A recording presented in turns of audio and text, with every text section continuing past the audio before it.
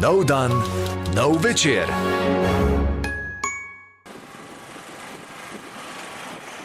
Na nekoliko drugačen prometni režim se bomo morali navaditi vozniki na Koroški. Vozišče ostaja široko 6 metrov. Vozni pas je širok 4 metre, ampak na vsaki strani je še meter širok kolesarski pas, ki je povozen, kar pomeni, da se je kadarkoli možno po njem tudi zapeljati. To pomeni, da služi za izogibanje, da služi normalnemu poteku prometa, a le ko na njem ni kolesarjev.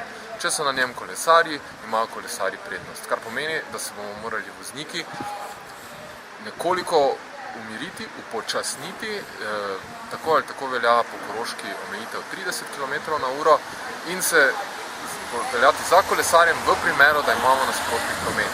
Če nasprotnega prometa ni, lahko peljemo po sredini 4 metre širokem voznem pasu, ki zadostuje za normalno vožnjo in tudi za srečevanje dveh osebnih avtomobilov.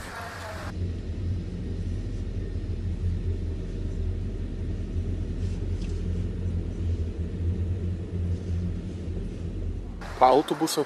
Srečevanje avtomobila in avtobusa že zahteva pravzaprav umik enega ali drugega na kolesarski pas ali pa seveda pač ustrezno upočasnitev v primeru, da je na kolesarskem pasu kolesar.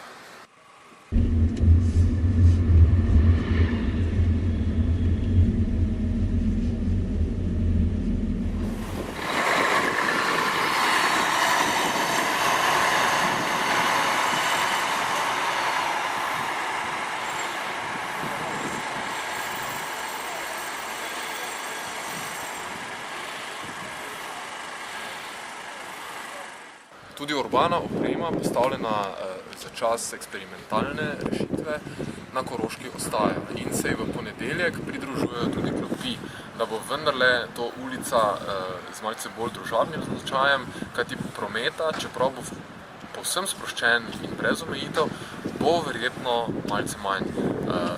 Predvidoma zato, ker so vozniki v teh 3 tednih že malce spremenili svoje vozne navade in poiskali obvozne poti, marsikdo bo to tudi ohranil.